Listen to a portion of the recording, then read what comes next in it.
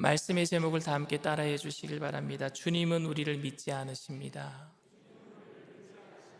주님은 우리를 믿지 않으십니다. 제가 저희 집사람한테 나는 당신 못 믿어 그러면 굉장히 상처받을 것 같아요. 저희 집사람도 저에게 나는 당신 말 못 믿겠어 그러면은 저도 상처받을 것 같아요. 제가 저희 집사람에게 앞으로 건강을 위해서 내가 저녁은 먹지 않겠다 그렇게 얘기를 하면은요, 저희 집사람은 저를 그 말을 잘 안 믿습니다. 왜냐하면은 제발 좀 그게 믿어줄 테니까 좀 지키라고 말을 하는데 하루도 못 가서 배고프다고 저녁에 밥 차려달라 그럽니다. 그때는 그럴 줄 알았어 라고 생각하고 그런 표정으로 밥을 차려주기도 합니다. 미국에 있을 때 짐에 가서 열심히 운동을 해야 되는데 프로모션이 있어서 짐을 4년치를 끊었거든요. 제가 짐이 체육관이란 뜻입니다. 그 체육관을 피트니스 센터를 4년치를 제가 프로모션을 해서 한 달에 한 2만 원 정도 가격으로 끊어놨는데 겨울 되면은요 가서 운동은 안 하고 유일하게 사우나가 있는 그 동네는 한국 사우나가 없어요. 아예 사우나탕은 없습니다. 근데 그 피트니스 센터에 가면 사우나가 있어요. 스팀 사우나가 막 있는데 운동은 안 하고 사우나만 하고 오면은요 그럴 줄 알았다라고 생각하고 집사람이 집에서 키우는 애완돼지 하나 키우듯이 저를 쳐다봅니다. 저를 잘 안 믿어요. 우리는 천국을 소망하며 살겠다라고 결단하지만 상황이 좋지 않고 몸이 좋지 않으면 뭔지 모르게 두려움이 다가올 때가 많습니다.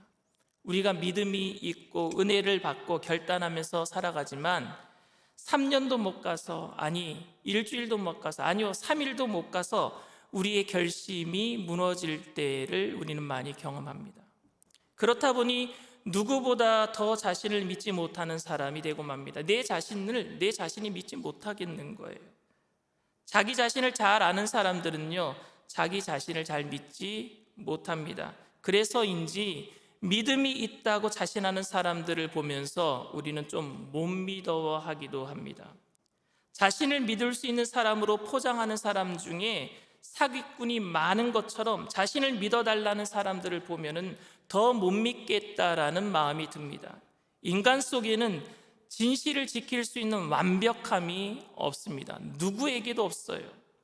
누가 저에게 저는 다른 사람은 몰라도 목사님은 정말 믿어요 라고 한다면 속으로 내심 좋으면서도 저만 믿으세요 라고 저는 말씀드리지 못할 것 같습니다. 그것은 제 안에 저도 믿지 못하는 부족한 제가 있음을 제 스스로 알기 때문에 그렇습니다. 오늘 본문에 예수님께서는 제자들을 믿지 않았다라고 말씀하고 계세요. 요한복음 2장을 배우면서 요한복음 2장의 첫 번째 사건이 가나의 혼인잔치였고 두 번째 사건이 지난주에 배웠던 예루살렘 성전 정화 청소 사건이었습니다. 이 사건을 통해서 제자들은요 예수님을 믿을 수밖에 없었습니다. 물이 포도주로 바뀌는 것을 통해서 제자들은 예수님을 하나님의 아들 메시아로 믿었다라고 성경은 기록하고 있습니다. 11절 말씀이에요.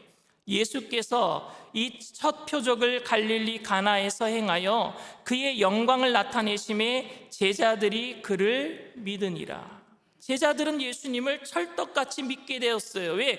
물이 포도주로 바뀌는 그 기적을 봤단 말입니다. 그리고 예루살렘 정화, 예루살렘 성전의 정화를 통해서 감히 종교 지도자들에게 대항하지 못했던 제자들 앞에서 하나님의 권세로 성전을 깨끗하게 하시고 그들 앞에서 성전을 허물어봐라 내가 3일 안에 다시 세우리라 라고 당당하게 말씀하시는 예수님의 용기와 담력을 보고 제자들은 이제 이분만 따라가면 되겠구나, 이분만 믿으면 되겠구나 하는 안도감으로 믿음이 더 굳건히 세워지게 되었을 것입니다. 그러나 그들의 믿음은요 진실한 것이었지만 막연한 거였습니다. 이에 대해서 오늘 요한복음 2장 22절에 이렇게 기록하고 있습니다.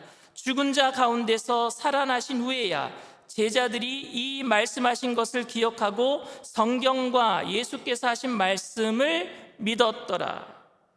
그러니까 그 당시에 예수님을 믿겠다라고 했던 그 고백은 진실되기는 한 거였지만은 정확하게 믿은 것은 언제 믿었느냐? 부활하신 이후에 믿게 되었으니까, 당시에 예수님을 믿었다라고 하는 사람들은 진실되게 고백은 했겠지만 그게 진짜 믿은 것이 아니라 막연하게 믿었던 것이었죠. 진짜 믿은 것은 부활하신 이후에 진짜 믿게 되었단 말입니다.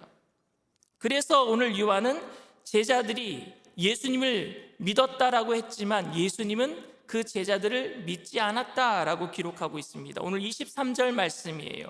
6월절에 예수께서 예루살렘에 계시니 많은 사람이 그의 행하시는 표적을 보고 그의 이름을 믿었으나 예수는 그의 몸을 그들에게 의탁하지 아니하셨으니 이는 친히 모든 사람을 아심이요. 여기서 의탁하지 아니하셨다 그랬거든요.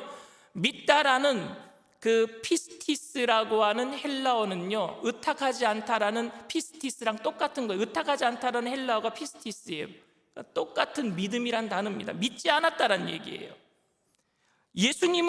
제자들은 예수님을 믿었는데 예수님은 제자들을 믿지 않았다라는 의미입니다. 예수님의 공생의 기간 동안 예수님은 모든 것을 혼자서 해결하지 않으셨어요. 예수님을 도왔던 많은 사람들이 있었습니다. 예수님에게 잠자리를 제공하고 음식을 제공했던 마리아와 마르다도 있었고요. 예수님의 명령에 뜬금없는 명령에 순종했던 사람들도 있었습니다. 그런데 예수님께서는 제자들에게 의탁하지 않으셨다라는 말씀, 이게 무슨 의미이겠습니까? 참 하나님이신 예수님께서 자존심 때문에 인간들이 도와준 것이 하찮은 것이기 때문에 별것 아니기 때문에 이렇게 표현하신 것이겠습니까? 이는 물질적으로 제자들을 의탁하지 않았다라는 것이 아니라 제자들을 신뢰하지 않았다라는 얘기예요. 제자들을 믿지 않았다라는 얘기입니다. 기분 나쁘죠? 제자들은 예수님을 믿어줬는데 예수님은 제자들을 믿지 않았다라고 얘기합니다. 24절 25절 말씀입니다. 예수는 그의 몸을 그들에게 의탁하지 아니하셨으니 이는 친히 모든 사람을 아시며 또 사람에 대하여 누구의 증언도 받으실 필요가 없었으니 이는 그가 친히 사람의 속에 있는 것을 아셨음이니라. 예수님께서 제자들을 믿지 않았던 이유는 사람 속에 있는 것을 알고 계셨대요. 우리 속에 있는 것을 예수님은 알고 계셨대요. 사람 속에 있는 것이 여러분 무엇이겠습니까? 그것은 바로 간사함과 부패함이에요. 간사함과 사악함입니다. 예레미야 선지자는 만물보다 심히 부패한 것이 사람의 마음이라 그랬습니다. 예레미야서 17장 9절 말씀입니다. 만물보다 거짓되고 심히 부패한 것은 마음이라 누가 능히 이를 알리오마는. 예수님께서는 입으로 들어가는 것이 사람을 더럽게 하는 것이 아니라 입에서 나오는 것이 사람을 더럽게 한다. 더러운 생각 가운데, 더러운 마음 가운데 속에 있는 것이 입으로 나오는 것 아니냐, 너희 속에 있는 것이 더러운 것이 아니냐, 이 말씀을 하신 거예요. 마태복음 15장 11절 말씀입니다. 입으로 들어가는 것이 사람을 더럽게 하는 것이 아니라 입에서 나오는 그것이 사람을 더럽게 하는 것이니라. 우리들은 우리의 마음속에 탐심, 이기심, 미움과 분냄, 다툼 등 지극히 이기적인 것으로 가득 차 있는 것을 우리 자신이 알고 있습니다. 이런 인간들을 주님께서 여러분 어떻게 믿으실 수 있겠습니까? 은혜 받았다라고 주님께 자신의 생명까지 드리겠다라고 하는 결단을 하지만 그것을 지속적으로 정말로 평생토록 지키는 사람 봤습니까, 여러분? 기적을 경험한 사람들이 당시에는 기뻐서 난리를 치지만 그들이 그 뜨거운 믿음을 가지고 날마다 지속시키면서 천국 가는 그날까지 그 기쁨으로 사는 모습을 여러분들 보신 적 있으십니까? 은혜를 받았다라고 막 날뛰면서 기뻐하는 사람들을 한번 보십시오.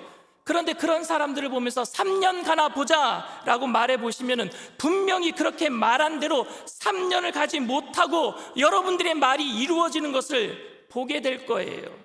우리가 말했던 이런 종류의 부정적인 말들은 왜 그렇게 모두 적중하는지 모르겠어요.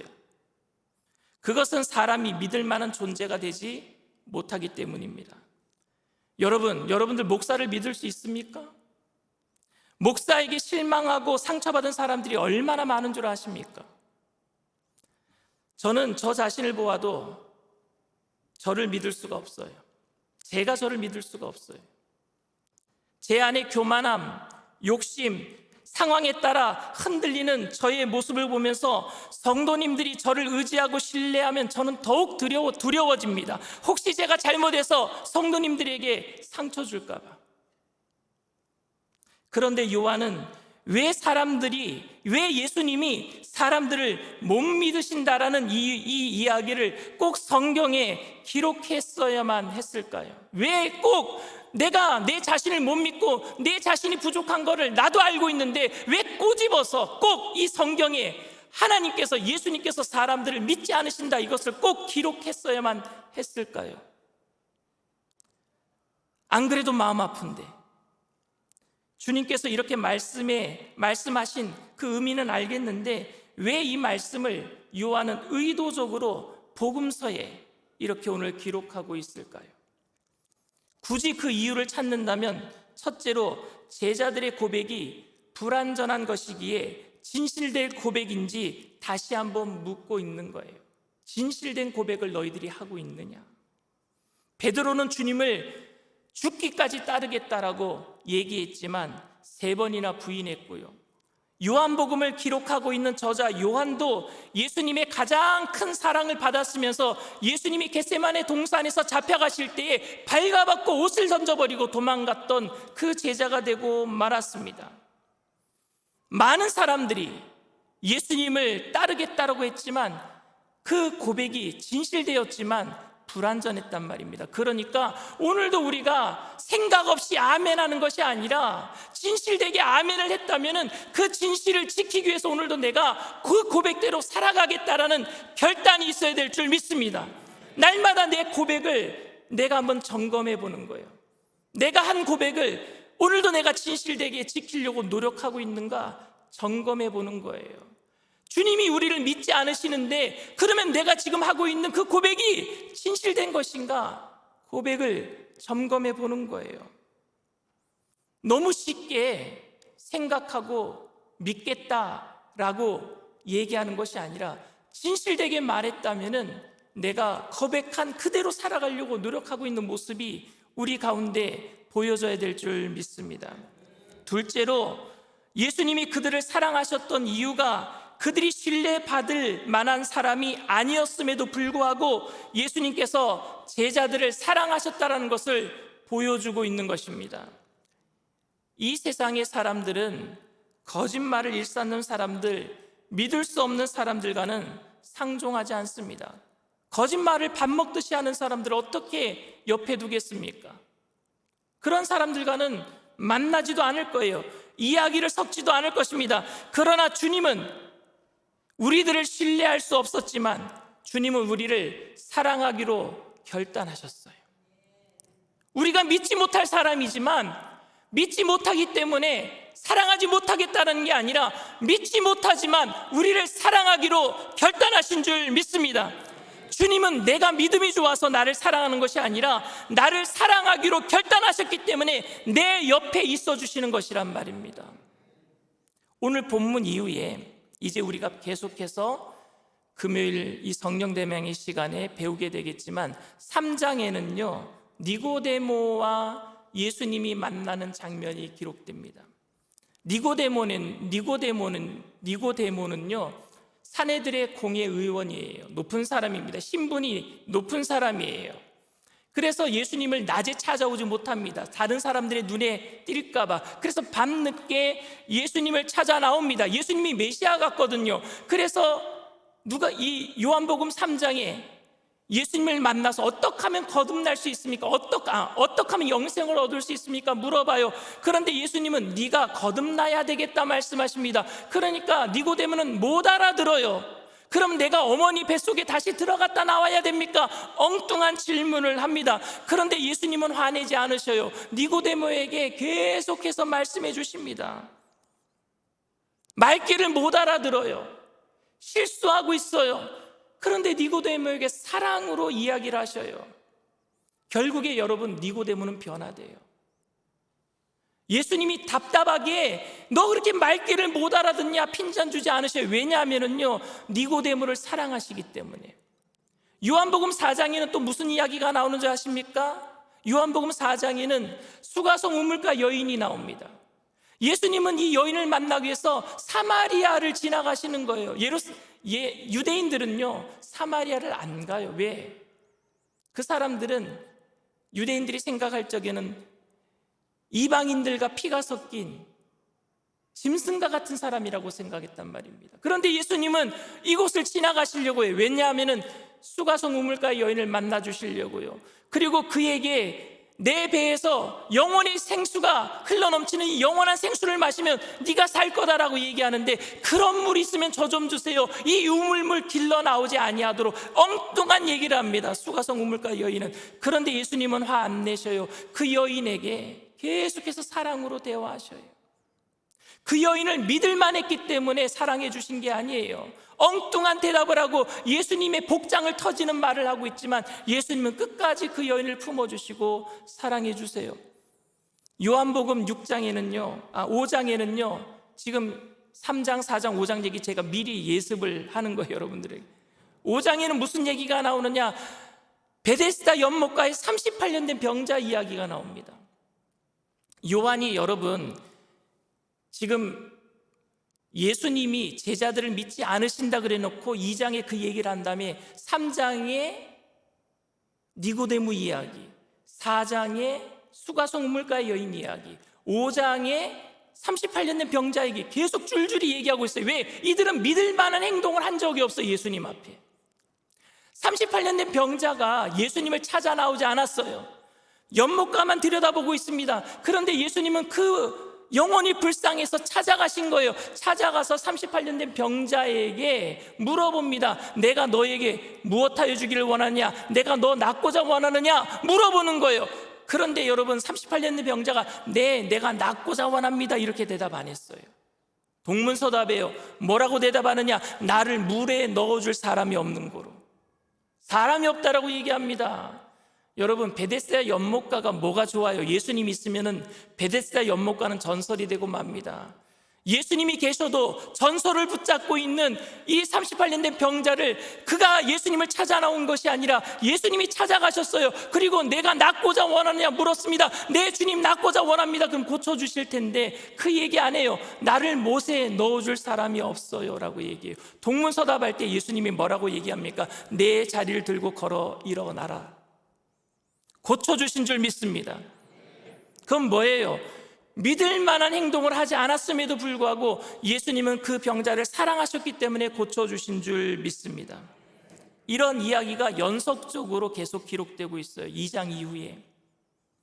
이유는 바로 우리의 믿음 때문에 예수님께서 우리에게 영생을 주시고 깨닫게 하시고 병을 고쳐주신 것이 아니라 바로 그들을 예수님께서 믿을 수 없는 행동을 하고 불신을 고백하고 예수님의 말씀을 이해하지 못했지만 예수님은 그들을 사랑하셨기 때문에 영생을 주시고 고쳐주시고 모든 것을 이루어 주신 줄 믿습니다. 예수님은 우리를 사랑하시고 계시는 거예요. 우리를 믿지 않으시지만 우리를 사랑하고 계시는 줄 믿습니다. 사람들이 저를 믿지 못한다고 한다면은 저는 상처를 받을 거예요. 상처받을 것 같아요. 다른 사람은 몰라도 목사님은 내가 믿어줄게요 라고 한다면 저는 그것 때문에 용기를 가질 수도 있을 것 같습니다. 하나님이 저를 믿어주신다고 한다면 저는 엄청난 용기를 낼 수 있을 것 같아요. 그러나 하나님이 저를 믿지 않는다고 하셔도, 예수님이 제자들을 믿지 않았다라는 말이 저는 더 감동이 됩니다. 주님이 나를 믿어주지 않는다라는 말이 저는 더욱 은혜가 됩니다. 그것은 제가 잘못하더라도 저를 용납해 주시고 주님의 사랑으로 저를 일으켜 세워주신다는 말처럼 들리기 때문에 그래요. 내가 잘못하더라도, 내가 넘어지더라도, 내가 주님께 실수하고 주님께 내가 실망을 드리더라도 주님은 그래도 나를 끝까지 사랑해 주신다는 말처럼 들리기 때문에 그렇습니다. 제자들은 3년을 따라다녔어도 주님을 이해하지 못했습니다. 그러나 예수님은 그럼에도 불구하고 그들을 사랑해 주셨습니다. 그들의 믿음이 대단한 것이 아닌데 그 불완전한 믿음을 귀하게 여겨주셨어요. 그들을 끝까지 사랑해 주셨습니다. 사랑 때문에 그래요. 사랑 때문에. 자식의 마음은 부모의 마음과는 굉장히 다릅니다. 자식이 아무리 효자라고 할지라도 부모의 사랑에 비하면은요, 자식의 사랑은 참으로 보잘것없습니다. 도리어 자식이 부모를 향한 사랑은 참으로 이기적일 때가 많아요. 자식이 부모를 사랑하는 그 사랑은 이기적일 때가 많아요. 그럼에도 자식이 부모의 사랑에 감동하기보다는 자식의 조그마한 배려 때문에 부모는 더 감동할 때가 많습니다. 자그만 거 하나 해주는데 부모는 막 감동해요. 그런데 부모는 다 줘도 자식은 별로 감동 안 해요. 자식은 부모의 큰 사랑에 별로 감동하지 않습니다. 그런데 부모님은 자식의 조그만 배려에도 너무너무 감동한단 말입니다. 우리가 주님께 조금 잘한 것 때문에 주님은 얼마나 기뻐하시는지 몰라요. 근데 주님은 너무나 큰 사랑을 우리에게 주시는데 거기에 대한 감동을 우리는 별로 못한단 말입니다. 그래도 주님은 우리를 사랑하셔요. 그래도 사랑하셔요. 하나님은 우리의 믿음을 귀히 보기로 하셨지만 그것은 우리의 믿음이 귀한 것이 아니기 때문에, 우리의 믿음이 귀하기 때문이 아닙니다. 그런데 우리는 우리의 자그마한 믿음에도 공적을 내세울 때가 많아요. 나 이거 했잖아요. 이거 했잖아요. 우리가 무엇인가 하나님께 대단한 것을 해준 것처럼 우리가 생색낼 때도 많습니다. 여러분, 근데 예배와 섬김은 자유와 은혜와 감격의 문제입니다. 내가 무엇이가 한 것으로 예배드리는 것이 아니라 주님께서 나에게 주신 모든 것에 대한 은혜와 감격이 예배 가운데 넘쳐나야 될 줄 믿습니다. 예배는 우리의 믿음이 대단해서도 아니고 형식과 율법에 얽매여 우리가 예배를 드리지 않으면 벌받기 때문에 예배 드리는 것도 아닙니다. 우리의 마음이 주님 앞에서 예배를 통해서 진실한가 오늘 체크해 봐야 될 줄 믿습니다. 내가 오늘 고백하는 것이 정말로 진실한가 예배를 통해서 주님 앞에 날마다 체크해 봐야 합니다. 그리고 상황이 변할 때마다 몇 번이고 바뀌는 우리의 변덕스러움에도 끝까지 우리를 놓지 않아야 하시는 주님께 기쁨으로 날마다 나아가시는 저와 여러분들 다 되시기를 주님의 이름으로 축원을 드립니다.